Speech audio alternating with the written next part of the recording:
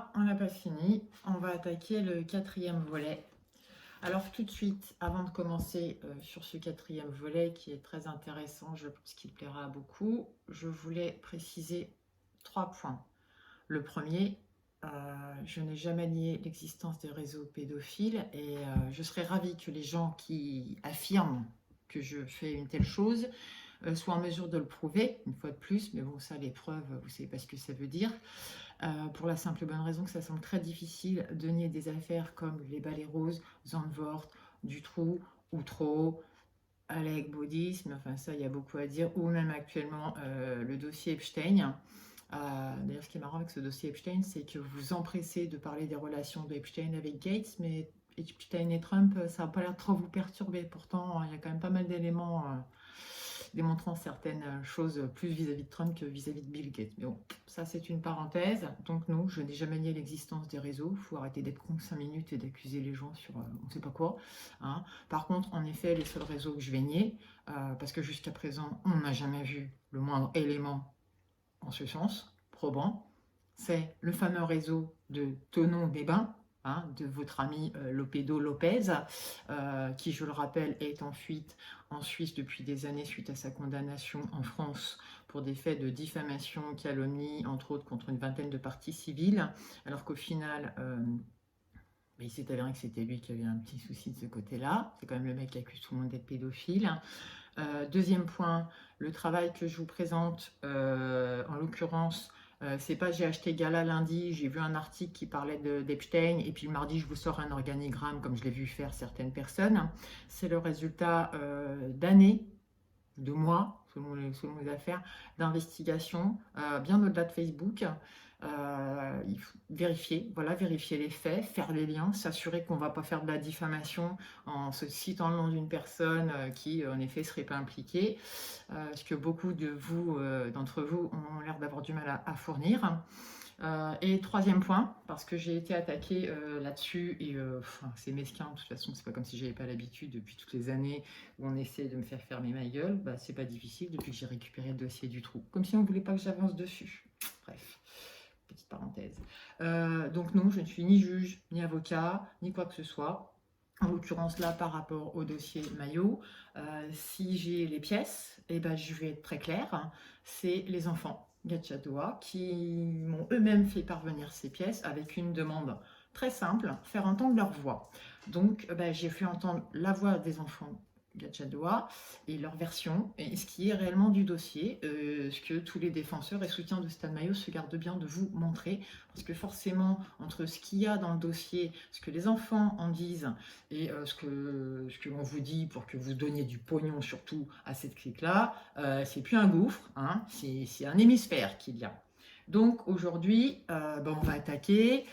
Voilà, donc je rappelle, les 2 premières vidéos, on est sur les expertises psychiatriques de Sandrine Gatchadoua au moment du divorce, après son enlèvement pendant quasiment 3 ans, enlèvement parental de ses propres enfants, donc retour en 2011. Et puis, et non des moindres, mais bizarrement, c'est celle que les gens ont l'air d'avoir du mal à voir, c'est la partie 2 des expertises psy, parce que justement, il y a les examens, les résultats des expertises psychologiques des enfants au retour après 2 ans et 8 mois d'enlèvement par leur mère. Elles sont très intéressantes. Visiblement, ça a l'air d'intéresser moins de monde, la parole des enfants. C'est bizarre, il me semble que pourtant, vous êtes toujours en train de dire oui, la parole de l'enfant est bafouée, il faut écouter les enfants. Enfin, comme je l'ai déjà dit, tant que les enfants vous racontent des histoires horribles sur lesquelles vous devez fantasmer, parce que je ne sais pas quel plaisir malsain vous pouvez trouver à vous gargariser à longueur de journée sur des affaires comme ça, sur des histoires comme ça, à vous contenter d'histoires sordides, ça vous va. Le jour où, en fin de compte, ces mêmes enfants qu'on a filmés en les manipulant quand ils avaient 9-10 ans, dont on leur a fait dire pendant des années des choses abjectes, on grandit et vous disent mais on nous a manipulés, on nous a forcé à dire ça, ah bah là ça y est, ça va plus, on veut pas les écouter, on tient pas compte de leurs paroles. Ben moi j'en tiens compte, quelle qu'elle soit dans mon sens ou pas. Je veux dire, si un jour il s'avère que dans une affaire on finit par me démontrer que ouais, il y a clairement des abus, eh ben, je serai la première à rentrer en l'occurrence dans l'affaire Maillot, je vous le répète. Je peux vous remontrer, hein, ça fait partie des 2 premières vidéos, ça a été dit, et ce dès 2008. Aucun des enfants Gatchadoua n'a subi quoi que ce soit, puisque encore actuellement, hein, ils sont... Non, non, on n'a rien subi. C'est maman qui délire. Donc oui, c'est une mère délirante. Donc, Mayo, c'est ses proies favorites, hein, des mères un peu perturbées. Peut-être qu'à la base, ça part d'une bonne intention. En tout cas, pour une personne qui se prétend enquêteur, il y a encore du boulot, hein, mec, hein, parce qu'on n'enquête pas sur une version. Voilà, on prend le temps de faire des vérifications, des investigations. Si on peut accéder à des documents, c'est encore mieux. En l'occurrence, là, c'est pas le cas. C'est le mec qui reçoit une bonne femme complètement délirante. Elle lui raconte une histoire abracadabrantesque. Lui, il met les 2 pieds dedans et il y va. Donc aujourd'hui, eh ben, j'ai pris le temps de réfléchir parce que j'ai encore plein de trucs à vous montrer. Et je me suis dit qu'on allait parler des fameux carnets de notes qui ont été trouvés dans les véhicules au moment, vous savez, où quand Mayo il a détalé comme un lapin dans un champ de maïs. Donc, voici les pièces. Donc là, c'est le procès verbal hein, qui est joint au scellé parce que, voilà, on explique dans quelles circonstances on a mis la main sur ces éléments. Donc en l'occurrence, j'ai récemment entendu un truc où ça parlait de vous vous rendez compte, on était à Besançon, c'est Sainte qui est venue nous chercher, on ne comprend pas pourquoi, hein, c'est de l'acharnement qu'elle nous explique la Jeannette. Et bien Jeannette, elle est bien en train de vous manipuler parce qu'en effet, ils étaient à Besançon, mais en effet au début, c'est Besançon qui les a gaulés. Besançon, quand ils ont vu les fameuses notes, comme ils le disent, à la lecture de ces écrits, il ressort plusieurs éléments susceptibles de laisser penser que Mayo Christian a réalisé des surveillances et observations dans le but d'enlever des enfants, ainsi que diverses adresses pouvant être pour lui des points de chute et des contacts. Donc forcément, les gendarmes à Besançon qui tombent là-dessus, qui voient qu'en effet, il y a des surveillances qui ont été faites concernant une famille qui en est fait à l'opposé de la France, et dans l'obligation, là c'est de la procédure pure et dure, attention ça va être très chiant pour vous qui n'y comprenez rien, ont obligation d'informer le procureur du secteur, de leur secteur, ça passe par le procureur du secteur concerné, ça passe par la gendarmerie, qui a informé la famille, alors là, hein, Trafalgar, quoi, qu'est-ce qui s'est passé, on était surveillés, on voulait enlever les gars, ça faisait la peine maintenant qu'ils sont revenus auprès de nous, qu'est-ce qui se passe hein. Et donc forcément, bah, c'est le procureur de Sainte qui poursuit, puisqu'en l'occurrence, c'est le domicile des enfants. Hein, c'est eux qui sont ciblés, donc ils n'étaient pas à Besançon. Donc, voilà, il fallait peut-être pas aller faire les couillons le 20 octobre à Amancé. Peut-être que vous ne seriez pas fait gauler comme ça. Mais en tout cas, il y en avait un qui devait savoir pourquoi il s'est barré dans son champ de maïs ce jour-là. Donc, on va attaquer les fameuses pièces. Bon, vous verrez, hein, il y a des choses intéressantes, il y a des choses complètement inutiles, à mon sens, enfin, qui n'ont rien à voir avec l'affaire Mayo. Donc, je passerai parce que, voilà, prise de notes de 2 individus, 3 sûrs. Et vous verrez, non, sinon ils n'avaient pas l'intention. Il suffit de voir les pièces pour se rendre compte à quel point ils n'avaient pas l'intention de faire du mal à cette famille. Peut-être qu'au final, après cette surveillance, ils en sont revenus, mais il y aura toujours ce doute qui subsistera, surtout au vu de la précision de certaines choses. Parce que c'est de l'organisation quand même. Hein. Donc voilà, donc ils ont trouvé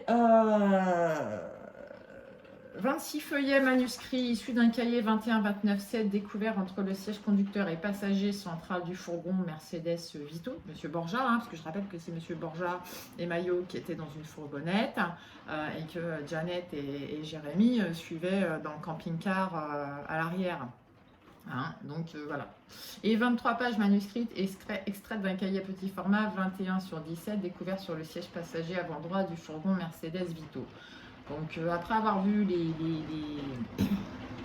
pièces, j'en ai conclu que le 21-29-7 devait appartenir à Jérémy et l'autre était le carnet de Mayo et de Jeannette.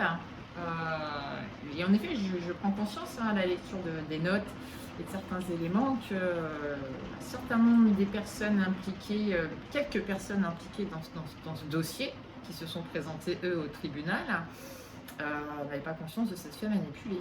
Hein. Et ça, on le verra aussi sur les PV. Sur les PV. Donc, ça commence. Hein, donc, je vous montre bien. Hein, on est sur des scellés. Hein, dossier Christian Mayo. Vous voyez, j'invente rien. Voilà. Mercedes Vito. Tac, tac. Bolando. Ah, excusez-moi. Tac. Donc ça c'est le 21-29-7. Bon, je crois qu'ils ont un peu mélangé aussi, hein, parce que c'est des trucs, les gendarmes ils ont vu, voilà. Mais bon, ils ont pris, donc ça c'est sans intérêt, ça a priori, ça concerne le fameux dossier dont s'occupait Jérémy. Hein. Il a toujours mis en avant qu'il était en contact avec une personne sur Besançon. Donc je ne vais pas parler de ça, parce que jusqu'à présent, il a toujours tenu voilà, à son truc. Et puis je ne sais pas ce que ça a donné au final cette affaire. En tout cas, ça n'a rien à voir avec ce qui nous amène aujourd'hui. Donc ensuite, on a une deuxième page où là, il va nous parler d'un fameux David. Donc, si j'ai bien compris, par rapport aux notes, ce fameux David était la personne que fréquentait Sandrine Gatchadoua à ce moment-là. Donc là, on est en juillet 2012, 5 juillet 2012. Et il semblerait que ce David ait fini interné. Donc nous avons les notes et conclusions de Jérémy sur ce point. Nous avons vu David à la Candélie. Il semble avoir des légers sursauts de lucidité, mais le reste du temps, il délire, même si des vérités sont perceptibles dans ses paroles. Les médicaments ne le cassent pas plus que ça. Ses yeux affichent bien les effets qu'ont les médicaments sur lui, mais le délire est bien là, le discours est décousu et il se contredit beaucoup. Il semble penser que tout le monde est parano pour se décharger lui-même de sa paranoïa. Selon lui, son père est responsable, certes, mais sa mère a parfaitement son rôle dans cette histoire, beaucoup trop présente, et je ne la sens tout simplement pas du tout. Son regard, ses gestes, sa façon de parler sont ceux d'une personne qui ont beaucoup à se reprocher. Je dois parler à ses parents, ses amis et surtout ce fameux. Le père est FM initié et confirmé 33e degré. A-t-il fait part d'un réseau pédo? La mère, qui semble si distante dans ces histoires, ne serait-elle pas finalement au courant ou impliquée? Il est pour moi inconcevable que la mère de David est innocente de très près ou de pas si loin. Elle est impliquée. Conclusion, en plus d'être psychologue à 16 heures, il conclut. Les parents ne parleront pas, je le sais, peut-être le père, je le sens plus que la mère. Il se sent tellement coupable, et pour cause, qu'il est possible qu'il parle pour se décharger. Ses amis parleront, je me doute que aura des choses à dire. David doit sortir le 17 juillet, nous verrons bien. Je ne sais pas trop que penser pour le moment, ce qui est rare. Arrête de trop penser. Donc voilà, c'est des notes, c'est un cahier, prise de notes, voilà. J'ai fait ci, j'ai fait ça, ce qui en est. Donc après, voilà, ça concerne complètement autre chose. On est voilà, toujours dans la région de Besançon. On revient sur David et Sandrine. Donc là, c'est bien les notes de Jérémy. 4 juillet 2012. Alors c'est pour ça que je vous dis, voilà, je me retrouve avec une page du 5. Et puis, alors, soit il écrit à l'envers, comme dans les mangas. On prend le cahier dans le mauvais sens et puis on écrit de droite à gauche. Soit, je sais pas, ils ont mal photocopié. En tout cas, là, j'arrive au 4 juillet, donc c'était le jour d'avant ce qu'il a écrit. Presque 9 h, je me rends sur Agen d'urgence car il y a un souci. David a été interné à la Candélie, comprendre enfermé chez les fous. Sandrine m'a expliqué que lorsque je suis retournée sur Paris la dernière fois, il a pété un plomb. Apparemment, il tient des propos incohérents, raconte tout et n'importe quoi et s'énerve très vite. Il a expliqué à Sandrine que lui aussi était en fait victime d'abus. Lorsqu'il était plus jeune, sa grand-mère abusait de lui. Le fait de travailler sur les réseaux pédophiles a peut-être ravivé des vieux souvenirs. Sandrine m'a expliqué qu'il ne l'avait jamais dit à personne. C'était enfoui en lui, même si ses amis n'en reviennent pas. Ceci explique certainement ses fréquentes sautes d'humeur ainsi que son caractère de cochon. Suspicion.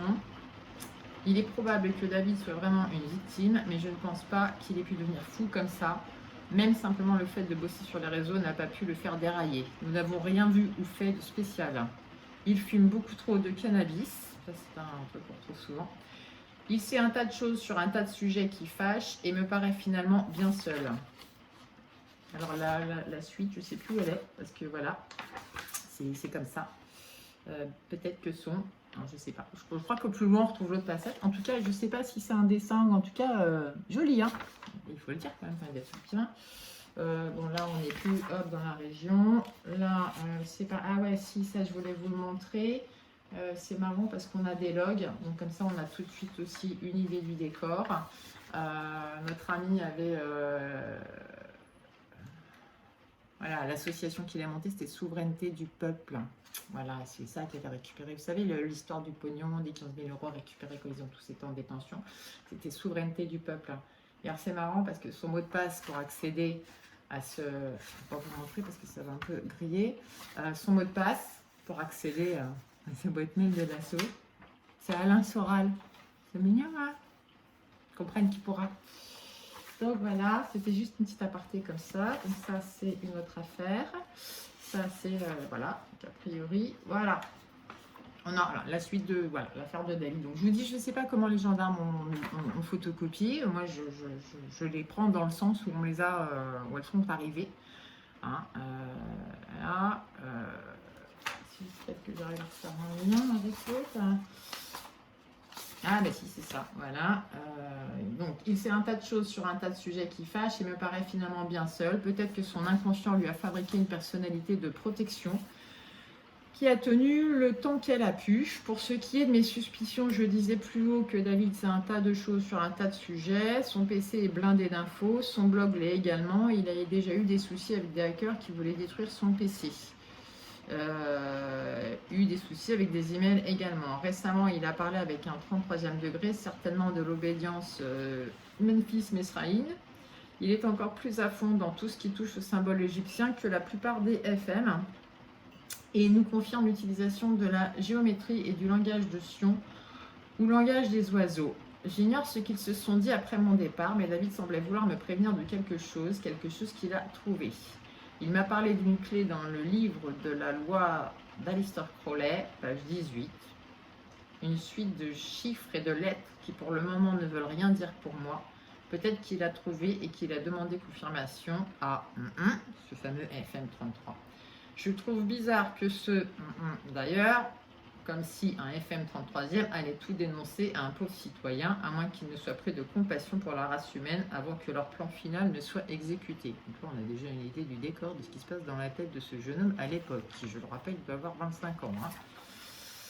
Là. Dans tous les cas, je pense que David s'est fait baiser.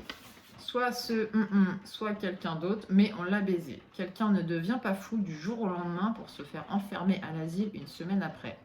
Là-dessus, je suis assez d'accord. Ça pose question. Qu'est-ce qui a fait que le mec, en une semaine, il a pété un plomb? Même s'il ne s'est rien passé de mystique. Je sais et me doute que quelqu'un a appuyé sur la détente. Sa famille dit que l'année dernière, il lui est arrivé la même chose. Donc, il a pété un plomb. Même si je crois sa famille, il faut que j'en sache un peu plus sur lui et son enfance. Le gros problème dans cette histoire, c'est que je ne peux pas le voir, pas de droit de visite. Je ne peux plus aller chez lui, il nous faudrait son disque dur interne et externe. Si je le voyais, je suis certain de pouvoir en apprendre plus sur lui et ce qu'il s'est passé récemment. Le seul gros souci, c'est qu'il délire totalement, qu'il a raconté toutes nos investigations. Il a donc parlé de l'impasse du couple machin, et donc de Sandrine et moi. Sachant que Sandrine est sur écoute, suivie et persécutée par les réseaux, c'est un sacré mauvais coup pour nous que des gendarmes ou la police sachent tout ça. Ça me forcera à être beaucoup plus prudent par la suite. Donc Sandrine est sur écoute. On est toujours dans la parano et en fait, ils le sont tous un peu. Ça, c'est un truc que je refuse de faire, moi, c'est de sombrer là-dedans. Je dois parler avec quelques amis de David, pourquoi pas, ses parents si possible. Et surtout, je dois récupérer son DD, la caméra. Je pense que ça ira pour le reste. Que ce ne soit pas... C'est illisible, par contre.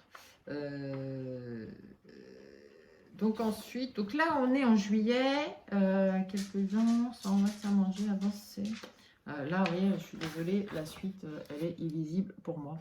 Hein, en tout cas, ce qu'on voit, c'est que le 16 juillet 2012, il était question d'un rendez-vous avec la personne de Besançon. C'est marrant, hein, ces gens qui n'ont pas une thune et qui arrivent à traverser toute la France régulièrement. C'est balèze. Hein. Bon, que ce soit en fraudant, hein. Chacun fait ce qu'il veut. Voilà. Ça concerne autre chose. Donc après, je ne sais pas, il nous a fait un truc par rapport à Marion Wagon. Je pense que les enquêteurs se seront aussi penchés sur cette partie-là. Ça, c'est des plans. Nanana, ça cible. Mais bon, on n'est plus dans la région qui nous intéresse. après, le 6 juillet, on revient sur David. Nous sommes allés à la Candélie et ils nous ont dit que David a changé de service. En effet, mais selon un infirmier, impossible de le voir jusqu'à lundi. Sandrine avait des affaires à récupérer chez David. Les parents de David étaient présents chez lui ou au-dessus. Barbara était également présente et est descendue en furie pour nous menacer. Je suis locataire de toute la maison, c'est chez moi, je ne veux plus vous voir ici. La prochaine fois que je vous vois, j'appelle les flics. Sandrine et moi avons eu droit à ce serment. La mère de David a été en parfait accord avec ce que j'attendais d'elle, désagréable, même pire, mauvaise. En même temps, j'ai envie de dire, votre fils vient de se faire interner. Je ne connais pas le contexte, mais je ne serais pas non plus super agréable si en une semaine, mon gamin ait pété les plombs sans que je comprenne vraiment ce qui se passe. Elle est désagréable. Après tout, je ne connais pas vraiment l'histoire. Je ne sais même pas qui est David. Tout ce que je sais, c'est qu'il fréquentait Sandrine à l'époque. Et pas que pour boire le café, si j'ai bien compris. Ces paroles n'étaient faites que pour blesser Sandrine. Après nous avoir gentiment éjectés, nous sommes rentrés. Le père de David regardait toujours le sol, abattu, dépassé, surtout très fautif, coupable et complice, puisque silencieux. Ce que je retiens, c'est que cette affaire, la famille de David ne tient pas à ce qu'elle ressorte. Elle était enterrée et personne ne veut plus en entendre parler. C'était là souvent le cas dans les histoires d'inceste dans les familles. La réaction de la sœur me pousse à croire qu'il n'y a pas que la haine récente qu'elle a envers Sandrine qui la pousse à agir, ainsi cela réveille des démons ou plus clairement des histoires qu'elle avait volontairement rangées dans la case oubliette de son cerveau.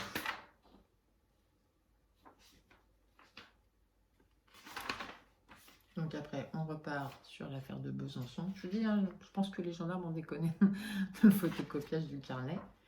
Et puis, non, c'est plus tard que je le vois. Et puis, on en arrive au feuillet manuscrit de notre ami Christian Maillot. Voilà, donc là, c'est un plus petit carnet. C'est pour montrer la différence des notes entre Jérémy et machin, il faut bien comprendre. Donc, on en est, la première page, elle s'appelle Action clandestine, offensive, Léa. Récupération des 3 enfants. Aveu,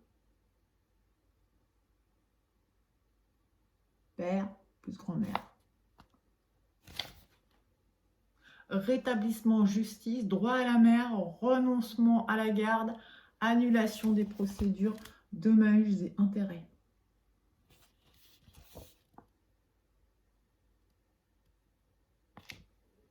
Option d'action. Alors là, j'aime beaucoup l'option d'action. On sent le héros qui a vraiment envie de protéger les enfants. Kidnapper et séquestrer les adultes. Faire avouer et accepter les conditions. Prendre la maison d'assaut et neutraliser les occupants. Faire avouer et récupérer les enfants. Plus chercher preuves et argent. Voilà. Mais pour ce faire, ça se fait pas comme ça. Enfin, c'est bien, ma brave dame, ça se fait pas comme ça. Ça s'organise, il faut de la logistique un petit peu quand même. Alors, comment qu'on va faire? C'est quoi? Alors, on était là, vous voyez. Hop. Alors, comment qu'on fait? On tourne la page? On tourne la page. Alors, comment qu'on s'y prend? Trouver de l'argent pour agir. Bah ouais, hein, va bien falloir à un moment trouver de l'argent, sachant qu'on ne travaille pas. Alors moi, je veux bien qu'on vive sur les économies de Janet depuis 2007, mais à un moment, les économies, ça doit faire un petit moment qu'elles soient arrivées à bout. Heureusement, il y a les appels aux dons. Donc, pour trouver de l'argent, pour agir, on envisage quoi? Un prêt, qu'on n'aura jamais parce qu'on n'est pas solvable, l'escroquerie, le braquage ou le montage financier. Eh, ça ne vend pas du rêve, ça? Ah oui. Mais pour ce faire, il faut aussi usurper l'identité d'une cible. Et ouais, ça fait partie des choses qu'on n'hésite pas à faire. Ce sont des vraies méthodes de voyous, hein, et ça, c'est que le début. Hein. Donc, faux papier à son nom avec photo, RIB de sa banque pris dans une autre ville, et créer une fausse nouvelle adresse dans une autre ville et ouvrir un compte dans la nouvelle ville. Voilà les procédés de Monsieur Maillot. tout dans l'honnêteté et la bienveillance. La seule contrainte, enfin dans les deux, ah ouais, il faudra qu'on m'explique. Contrainte, enlèvement, séquestration, torture psy, placement d'une bombinette télé. Alors, si quelqu'un peut m'expliquer, bon, en même temps, c'est parce que j'ai eu la flemme de vérifier, ce qu'est une bombinette télécommandée, téléguidée, bombinette, c'est quoi? Ça sert à quoi? Un peu comme les LBD, là, qui... Ah, ah là là, vous vous rendez compte? On parle de 3 enfants et, en l'occurrence, 3 adultes, hein, puisque si j'ai bien compris, les enfants avec leur père vivaient chez leurs grands-parents, hein, après toute cette histoire. Vous savez, ça faisait juste un an qu'ils étaient revenus, à peine, hein, après leurs 3 ans quasi d'enlèvement parental. Voilà ce qu'on envisageait de faire à cette famille, hein. Mais sinon, il n'y avait pas d'intention. Donc après, bon, là on a, hein, parce qu'on s'est renseigné sur le métier de la grand-mère, le métier du père, le grand-père, ah ouais, les adultes, les véhicules aussi, hein, j'ai juste masqué les plaques d'immatriculation, ont été relevées. Voilà, ça c'est un rendez-vous qui se sont donnés. Ah, alors c'est celui-ci qui me plaît beaucoup. Ouais. Ah non, on va le garder pour la fin, celui-là. Je vais mélanger les feuilles. Donc ensuite, on a... Alors, la surveillance est là. Mais c'est pareil, je crois qu'ils les ont imprimés à l'envers. Donc,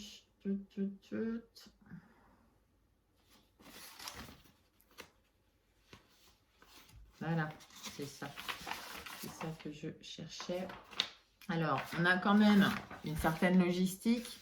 Bah oui, hein, parce qu'on ne s'improvise pas quand on n'a pas de thunes, kidnappeur d'enfants. Donc, il a bien fallu trouver quelqu'un pour fournir des cartes SIM. J'ai cru comprendre récemment dans une interview qui a été diffusée chez mon ami Pampers qu'on avait l'explication. Et franchement, on n'a pas tous une dizaine de cartes SIM comme ça en latence dans nos affaires. Ah, voilà, normal quoi. Ah, voilà. Donc, on fournit des cartes SIM. Hein, avec des numéros voilà, temporaires s'il le faut. Donc chacun a son téléphone, puis sans identité, numéro OK, les codes PUC, les machins, il ne faudrait pas qu'on s'embrouille. Le tout recharge orange. Hein, et puis on voit bien par rapport aux séries de numéros de téléphone. Ouais, désolé, j'ai bossé chez les opérateurs, que tout a été acheté en même temps. Hein, c'est pas qu'un, j'ai acheté une puce, je m'en suis pas servi en fin de compte, je l'ai oublié dans un coin, puis le jour où j'en ai besoin, je la retrouve plus, j'en rachète une. Non, c'est un petit peu dans l'enfilade. Hein. Donc il faut un moment pour arrêter de prendre les gens pour des cons. Moi, je les vois clairement, les numéros de téléphone. Et croyez-moi, je sais que rien à la série et à la continuité, c'est des puces qui ont été achetées en même temps. Donc ça, c'est le mot de ma copine Jeannette. Voilà. Donc ça, ok. Donc après, bon, on fait les comptes. Quand même, on a rechargé 5 € dans le GSM de Stan à telle date. Lundi 13. Tac, tac. Et je voulais revenir. Donc on fait des tests balises. Ouais, parce que je crois qu'il y avait des histoires de tracker aussi. Je ne sais plus où ils sont. Bah, ça va être là. Voilà, on a fait des tests. Non, super ça, hein, c'est de la surveillance juste comme ça pour s'assurer. Hein. Alors que ça aurait été quand même vachement plus simple entre nous. On allait clairement trouver la famille ou trouver un moyen de les approcher, de discuter, de lier contact et l'air de rien de se renseigner. On aurait vu ou su s'il y avait quelque chose d'anormal. Non, ils ont procédé différemment, avec des vraies méthodes des aïeux. Hein. Mais ils n'avaient pas l'intention de faire quoi que ce soit. Il faut les croire maintenant. En tout cas, toutes leurs notes laissent à penser que ça se préparait bien quand même. Alors, je voudrais juste reprendre dans l'ordre parce que... Alors là, ça commence le vendredi. Ah ben non, ça. Donc c'est ça. Ça a dû commencer là. Donc, c'est vraiment une famille qui a été suivie jour et nuit pendant plusieurs jours. Donc, je vous ai montré, on a relevé leur plaque d'immatriculation de tous les véhicules et on les a pistés jusqu'à la piscine. Voilà, ils survivent. Donc, voilà, on sait ce qu'ils ont fait le vendredi 10. Le samedi 11, c'est les coordonnées. Donc, voilà. Le dimanche 12, aire de jeu avec voilà, plus des amis. Ah ouais, c'est comme ça qu'ils ont réussi à approcher Léa. On va y arriver. Voilà. Hop, au portail vert. Ils rentrent tous ensemble au portail vert. Alors, récemment, dans la vidéo témoignage chez notre ami Pampers, j'ai entendu dire que Jeannette avait approché Léa à la grille de l'école, je crois que c'est ce qu'elle explique dans la vidéo. Il faudrait que je réécoute, enfin c'est tellement sans intérêt leur mensonge. Faux. Là, en l'occurrence, la prise de notes l'explique. Donc, le lundi à 9h50. Oh, le vilain. Vous vous rendez compte, un papa, il emmène ses enfants à la piscine. Eh bien, ça va pas dans sa tête de papa à lui. Hein. On n'emmène pas ses enfants à la piscine comme ça quand c'est l'été. Voilà. Toujours est-il, c'est là que ça devient intéressant, qu'à 16h, ils sont partis pour aller chez des amis à côté du collège, donc à côté d'une école, même si dans l'esprit de certains, on vous donne un petit détail qui a toute son importance. Mais je rappelle qu'on est au mois d'août. Hein, donc, il est impossible que ces enfants aient pu être approchés à l'école. Voilà. Et donc, on a le stratagème de Jeannette pour approcher pour une interview, vous savez, avec caméra BFM et tout. À 18h, je cherche le petit chien et demande aux enfants, les 3 plus garçons et filles de la famille des amis, s'ils n'ont pas vu et que je l'ai perdu. Ils partent avec moi en descendant de l'escalier. La petite fille en avant. Petite fille des amis chez qui ils étaient. Excusez-moi, je bois mon café en même temps.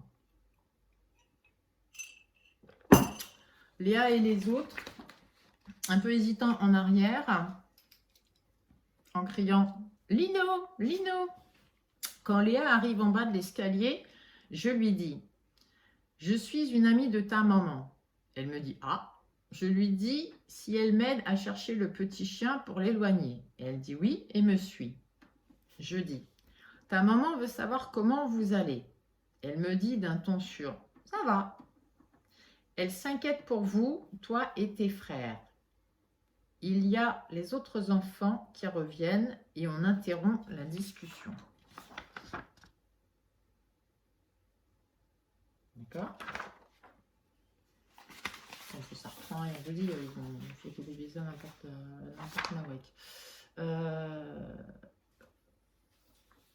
un peu plus tard, quand on peut parler, je lui dis « Est-ce qu'il y a un moyen qu'on se revoie? Est-ce que tu peux sortir de chez toi ?» Elle dit non.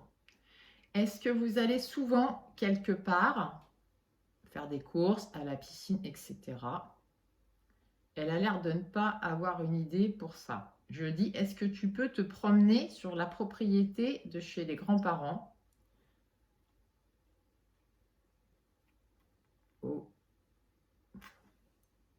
J'ai du mal à lire, au lac, parce que c'est très grand.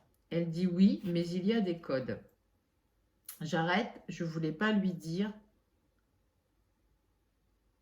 On saute le portail.